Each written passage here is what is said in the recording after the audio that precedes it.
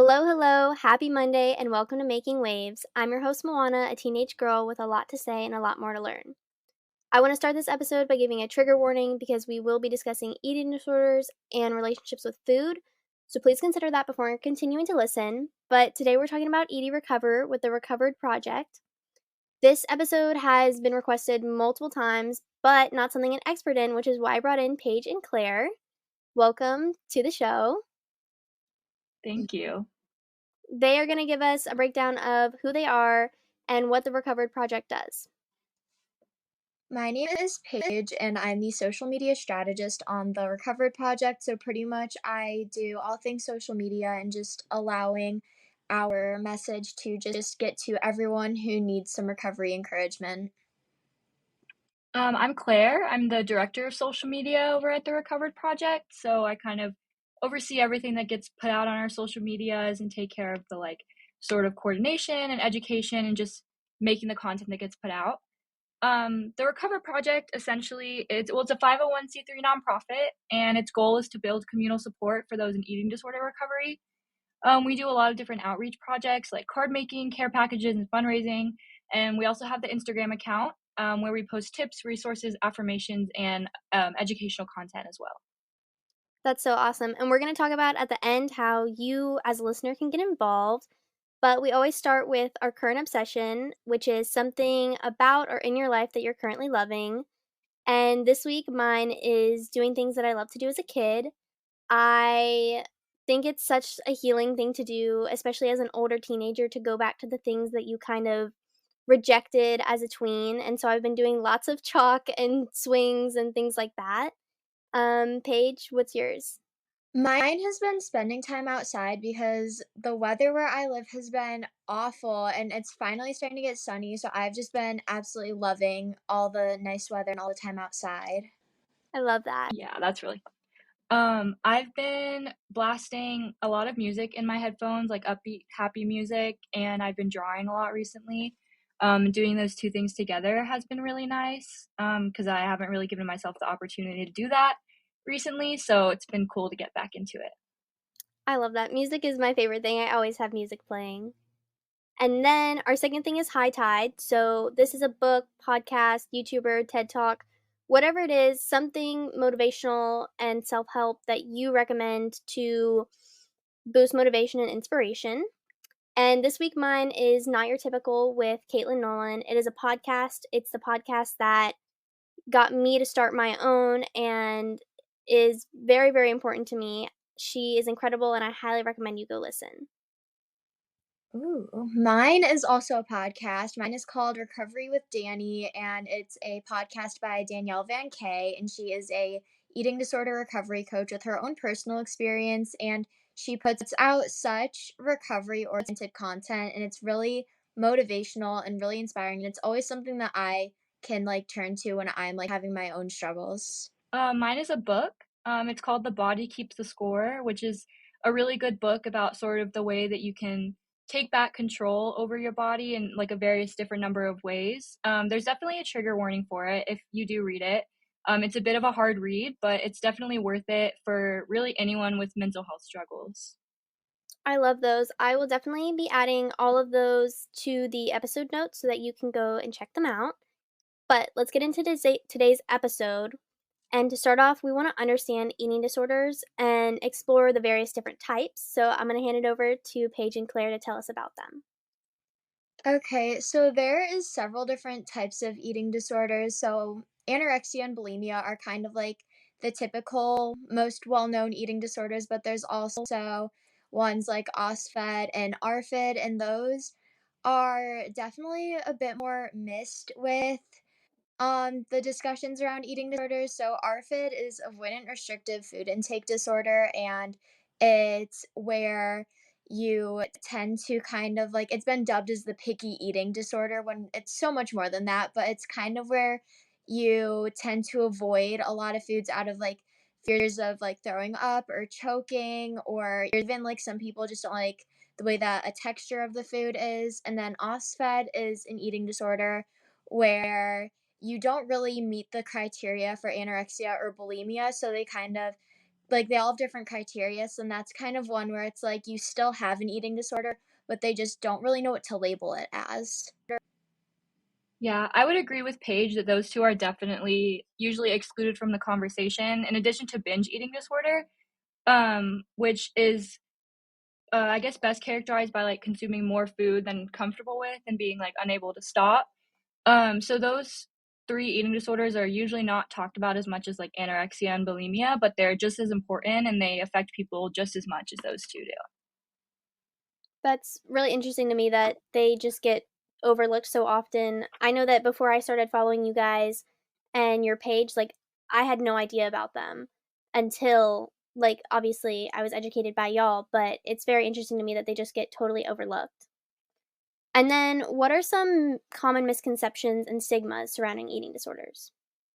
Everyone always thinks that it's like this teenage girl disorder where it's like if you have an eating disorder, you are a teenage girl that just hates how you look, when really it's definitely like a disorder where it's like a lot of guys have it, people of all ages have it, people of all races have it, and it's not always something where it's like you hate how you look. There's like so many different reasons that you could develop an eating disorder.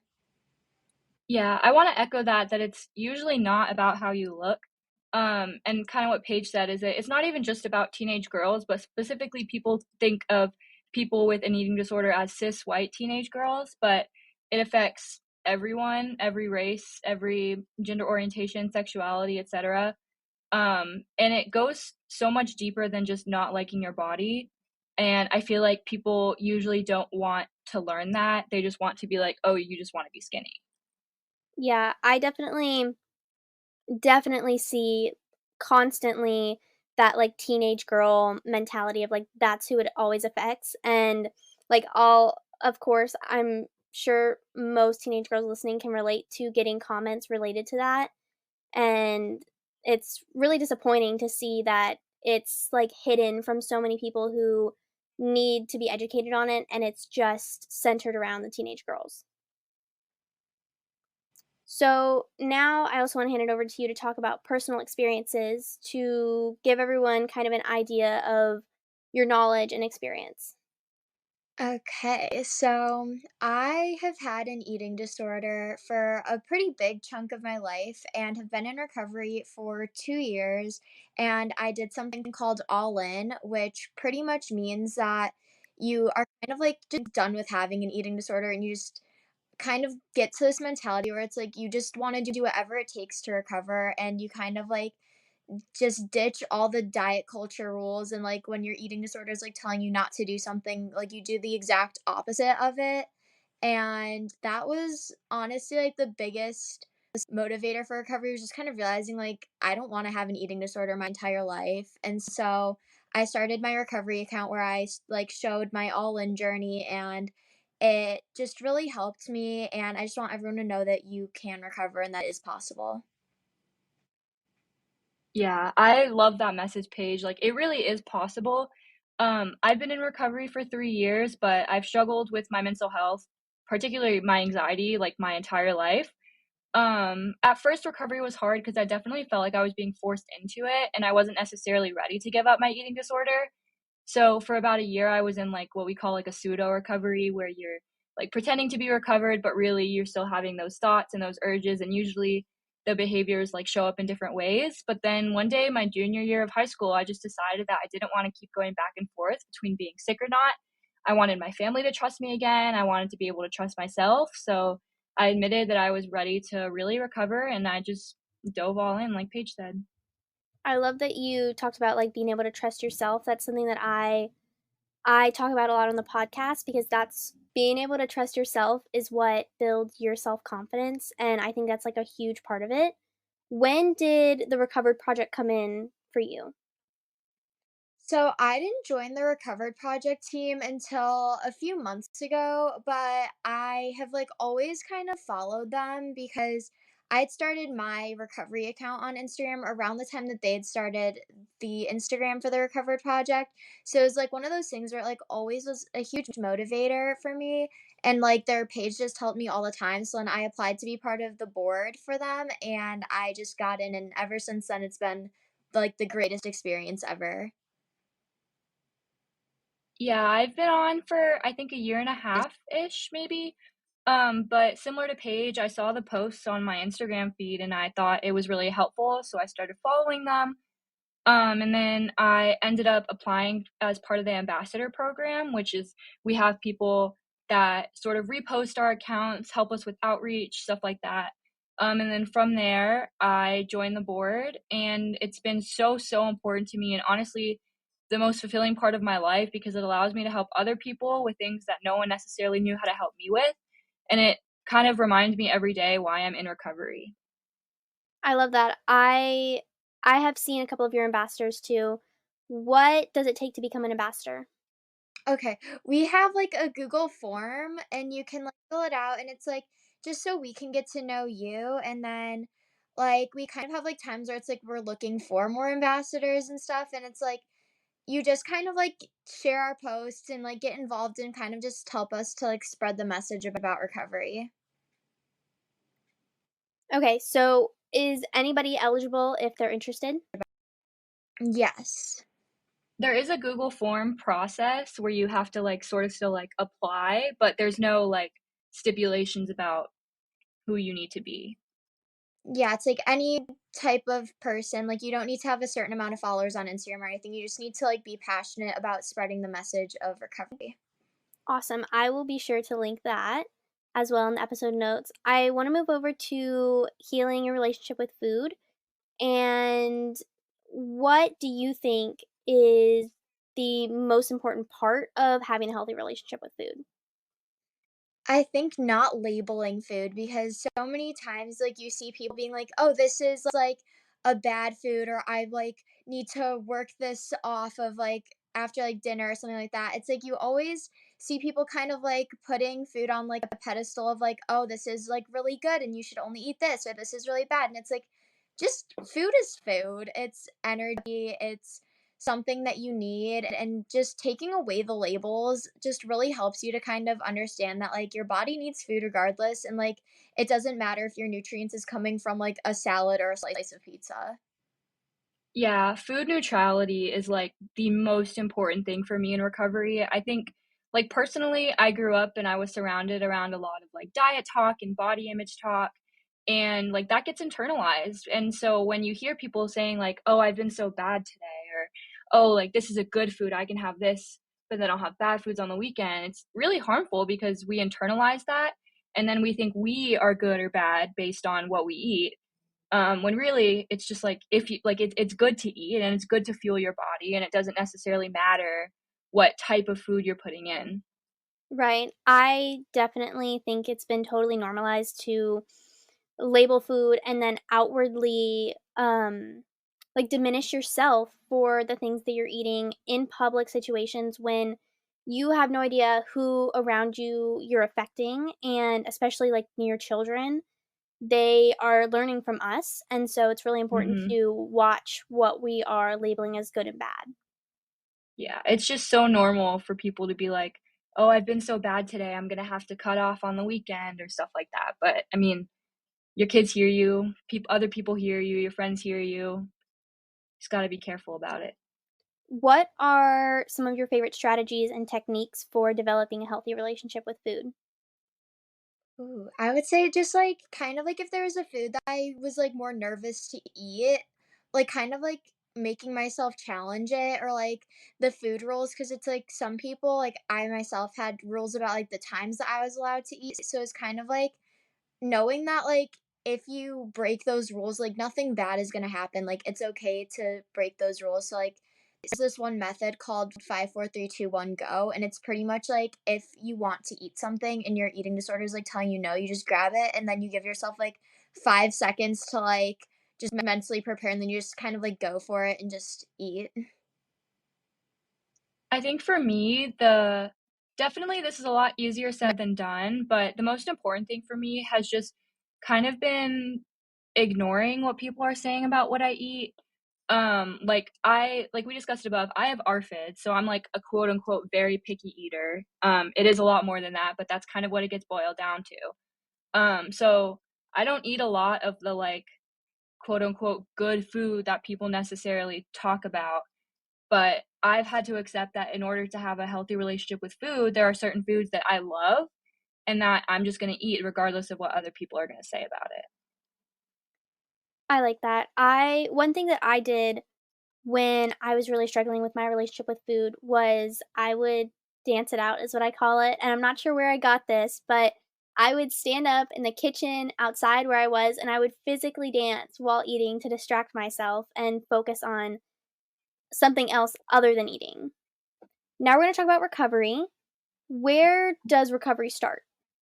This is like a really huge thing for me, because I think that recovery has to start with a choice, and it has to be a choice that you make yourself. Your parents can put you in treatment and your parents can put you in therapy and they can make you eat, but you're not gonna recover until you decide that you want to recover. It's not a choice that other people can make for you. It's a choice that you have to make for yourself with various reasons that you want to recover, and you have to choose it every single day, no matter how loud the eating disorder voice gets. So I would boil it down to that. It just starts with a choice. For me, I think it initially started with, like, admitting that my eating disorder, like, wasn't, like, as, like, amazing as I thought it was because I kind of thought of my eating disorder as a friend, which it really isn't. And for me, it was, like, admitting that, like, it was, like, an actual problem because it was, like, I kinda got into this, like, spot where I was like, "Well, like, everyone else has, like, weird things with food, so, like, why can't I have my own weird thing with food?" But it's, like, you have to realize that, like, what you're doing, like, even though it's normalized, like, it might not be the healthiest thing for you and just kind of, like, admitting that you do need to make changes. What are the different stages of recovery from an eating disorder? I would break it down into like, I think 3 stages, maybe 4. Ho- Hopefully 3, probably 4. But I would say that the beginning is really, really hard. It like feels like it's the hardest thing you're ever gonna do, and it might be. There's a rough period where it seems impossible because you have to let go of the thing that has been giving you control for so long. I think there becomes a point when you have an eating disorder where you're not sure who you are without it because this thing has been with you so long, dictating everything that you do. So there's the beginning where you have to realize that this is not a friend, like Paige said. And then you go into kind of like pseudo recovery, where you're like, okay, like I'm in recovery, it's all okay now, but you're still thinking and engaging in those behaviors. And then there's the at the end, you're all in recovery and you just accept that this is what you have to do if you want to live the life that you want to live. And there's really no other option. Yeah, I agree with that. I think that's a solid way that I would explain it too. Do you think that a lot of people add their eating disorder to their identity when they are struggling? Yeah, I Absolutely. I think it's, like, so easy to because it's, like, when you're, like, in such, like, a deep, like, disorder like this, it's, like, all you think about all the time is, like, when you're eating next, what you're eating, how much you're eating, the numbers. It's, like, it becomes, like, just all of your thoughts, and so it's very easy for you to just forget who you are and just to associate with, like I know for me personally, it was, like, I kind of became known in my friend group as, like, the one that always ate really healthy, and it was like I just identified with it, and it was like I was like, "I don't know who I am, like, I don't have a personality, I'm just, like, the girl that eats healthy." And that also Yeah, goes back to being careful what you say around people, no matter how close you are with them. Yeah. absolutely. Now I want to talk about navigating triggers and challenges that are faced during recovery. What are some common triggers for individuals recovering? Being around people that have eating disorders can, like, definitely be triggering because it's such a competitive illness where it's like you're always trying to, like, be the sickest almost, like, that's your eating disorder talking and saying that, like, you need to, like, be doing more than everyone else, and I think that, like, it can just be very toxic if you're around someone who has, like, either an eating disorder, like, disordered eating, or is, like, actively dieting. Yeah, it gets very comparative. And even around people who necessarily don't have eating disorders, but like people being like, "Oh my gosh, you have so much more on your plate than me," or like just phrases like that when you're comparing your plate to other people's. Numbers are a huge trigger, I would say, like talking about how much you weigh, talking about how much you wish you weighed, talking about how many calories you've eaten, like any discussion of the numbers and all the diet talk stuff we talked about above is definitely like labeling things as good or bad is a huge trigger, I'd say. And like body comments. Body comments are definitely a big one, and with the numbers, I work really hard to make sure that on the podcast, no matter what it is, even if it's not food related, I never share the number. Even I talked about last week how I have a following limit, so I only follow a certain number of people on Instagram. I won't even share that number because I think it makes it so easy for people to compare themselves. What are some of the biggest challenges that are faced during recovery? Honestly, it's like managing, like having a life while also kind of being in recovery because it's like you can't control what other people are going to say or what other people are going to do around you. And it's like, especially like in high school, it's like people are so focused on how they look and like what they're eating and stuff. So it's like kind of like realizing that it's like you live this life of like being a teenager or like being whoever you are and navigating other people, plus like having to kind of control your brain around what people say in, like, those responses. I would say, like, kind of bouncing off of that as well is staying motivated in recovery. When things get too stressful, your anxiety is really high. When you've had this coping skill of your eating disorder for so long, your mind bounces back to this is what we need to do again because it's quote unquote worked in the past. And so it's hard to stay motivated and reminding yourself that even if the eating disorder helped feel like you were more in control of things or feel like it was like a stress mitigator, it is not a sustainable coping skill. And there are much better ones. What would you recommend to help navigate these challenges and maintain progress during recovery? For me, writing down reasons why I wanted to recover helped me a lot, and then also because it was, like, I would, like, compare my body to other people, and I would always think, like, "Oh, if I gain weight, people won't like me," so for me, it was, like, I would write down the names of all of my friends, and then I would write down why I'm friends with them, and then I would realize, like, no one really cares about how I look because it's, like, you don't pick who you're friends with based off of, like, their bodies. I agree, definitely reminding yourself why you do it every single day. When you wake up in the morning, you remind yourself why you're still here, you remind yourself why you chose to recover. And even when things get hard, you kind of go back to that list and just it gives you motivation to keep going. I love that. I definitely think that that's also applicable outside of recovery with almost any goal or challenge that you're facing is to remember why you started. How did you or how do you recommend celebrating small victories during recovery, especially when so many people use food as like a reward in different it's normalized to use food as a reward.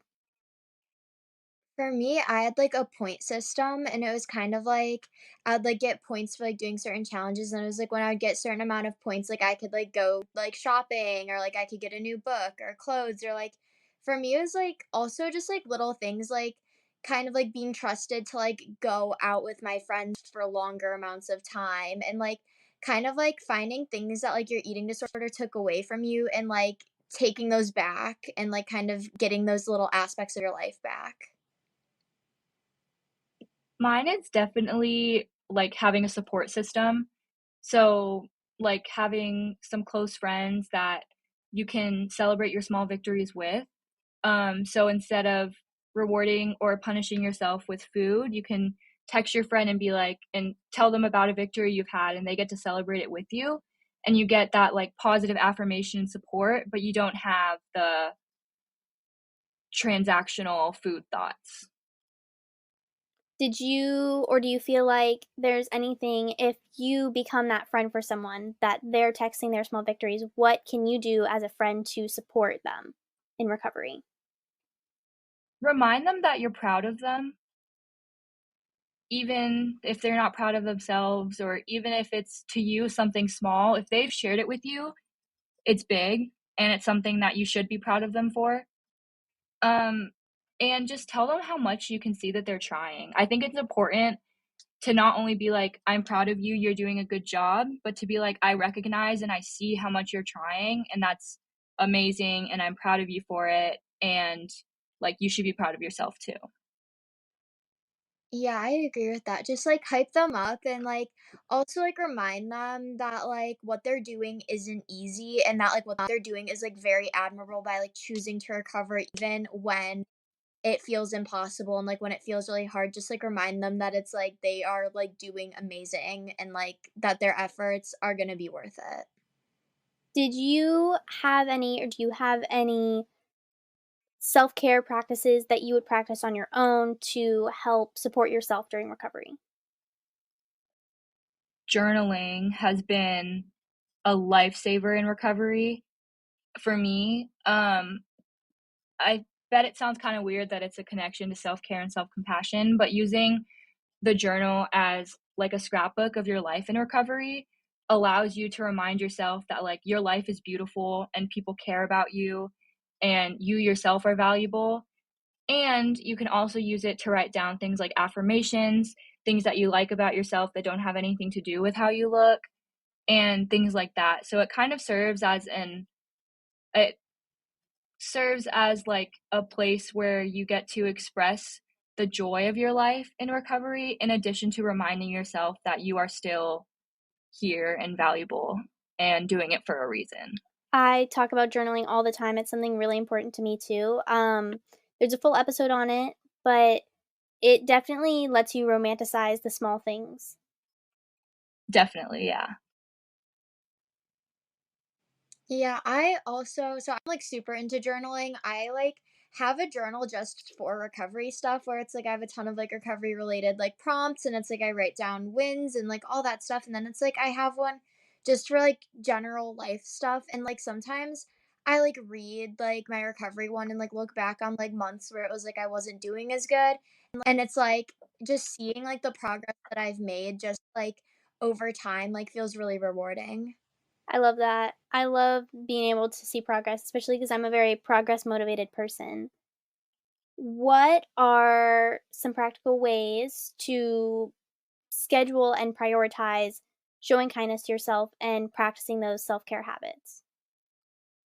I, like, set in my calendar, like, I always set, like, 15 to 20 minutes, like, at the end of the day because I'm, like, a very on-the-go person where it's, like, I love to have a busy schedule, and so it's, like, making sure that you book out time because it's, like, I've always been a person where I'm, like, "Oh, I don't have time to do it, so just won't do it." But it's, like, making sure that it's, like, you can't, like, have an excuse, like, no, you do have time, like, you have to do it even, like, if it's the last thing you wanna do because, like, it's truly gonna help your mental health. Yeah, for me, I think that gratitude is really, really important. Not only gratitude for others and what others have done, but appreciating yourself too. And so I do my best to take time at the end of the day before I go to sleep and just tell myself what I'm thankful for, but what I'm thankful for that I did to help myself rather than like something that someone else might have done. But remind yourself that you're still here and that you're doing a good job and that like here are the reasons why. I love that, and appreciating yourself and being grateful for yourself even if you fail or are struggling and not doing your absolute best. Are there any things that you think somebody who is struggling or someone who knows someone who's struggling needs to know and just you wanna make sure that they know it? It's okay to struggle and, like, it's okay to not feel like the best version of yourself every single day, and, like, good days and bad days happen to literally everyone, but it's not about, like, "Oh, like, today was bad." It's about what you do with those bad days, so it's like, yeah, your day might have been awful, but it's like, you're still here and you're still putting effort into your life and sometimes like just waking up is enough and just existing is enough in its own. Yeah, I mean, this is definitely a cliche, but healing isn't linear and recovery isn't linear. That doesn't mean that when you do struggle, you should fall into the struggle, but it's okay to struggle. Recovery is not glamorous, and there's gonna be hard times, like, there just are. Um, but that doesn't mean you're doing it wrong. That means that you're still trying, and I think that's really important to remind those people. Definitely. Do you have any advice on finding your community of people to help you get through things? Honestly, just, like, kind of, like, not, like, really outwardly asking people, like, their opinions on certain things, but kind of, like, testing the waters a little bit about certain things, and then just, like, seeing who checks up on you when you're a little quiet, like, who's the one who kind of notices, like, the small things about you, and, like, realizing that it's, like, those are the people that genuinely care about you, and, like, just finding, like, who, like, really has your best interest and just sticking with them. It's the people who were there when it was bad. Those are the people that will stick around when you're in recovery, and those are the people that should stick around. Um, so sort of building that community of, if they were looking out for you when you were in your eating disorder, then they want to support you in your recovery. How does the Recovered Project provide community online and in person?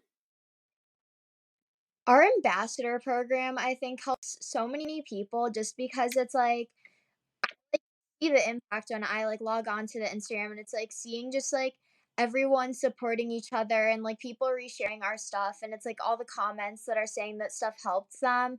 Like it really builds like this little mini recovery community of people who like are all kind of going through the same thing and all have like the same end goal of like full recovery. Yeah, it definitely just serves as a kind of outlet and forum for destigmatizing eating disorders.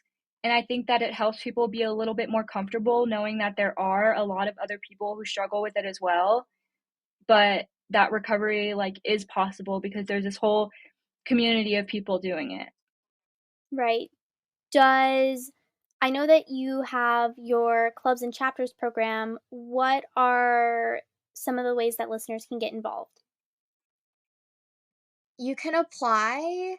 I'm pretty sure we added it to our website. I don't know for certain if we did. I'm like 99% sure though. We have a clubs and chapters thing and we can like help you get like, the information showing like our certifications, our qualifications for this and like you can go to your school and you can be like, "Hey, like I want to do this thing." And we just help you along the way to kind of like create your own little community through your school. What are some other ways other than the clubs and chapters that individual people can do to help the Recovered Project and just do what they can? Reposting our Instagram posts, telling other people about the project. Um, I think just like spreading awareness that it exists for people who need it. A more very direct way to help the project is we have a link in our bio to our merch. And the funds go to the Recovered Project and allow us to do different outreach different outreach projects like card making for people in treatment. This past Christmas, we sent over 50 gift packages to people in residential programs. So all of that money from the merch does go towards that, and it's also just really cute merch. Do you have any resources or organizations, obviously the Recovered Project, but others that can help individuals struggling? Yeah, Alliance for Eating Disorders is definitely the biggest one. Like Paige said, treatment can be very inaccessible. Only, I think, 1 in 3 people with eating disorders ever receive treatment. So Alliance does their best to reduce the impacts of that and offers free support groups, free therapy, and things of the like. It's editing Moana. We had a little bit of an issue with the audio, but this week's homework is to make a reasons to recover list or a why list of why you're doing what you're doing, why you're recovering, reasons to recover, reasons to reach your goals. So be sure to go do that. Thank you guys, Paige and Claire. Thank you so much for joining me. I'm going to link all their information, all the Recovered Projects information. The Instagram link will be in the show notes. And like they said, joining the ambassador program, clubs and chapters, buying the merch are all ways that you can get involved. Thank you so much for listening. If you love this podcast and want to show your support, please leave a rate and review, as well as follow me on all of social media at the moannaadams or at makingwaves.ma. Be sure to follow this show so you never miss another episode. Don't forget to drink your water, and I will talk to you later.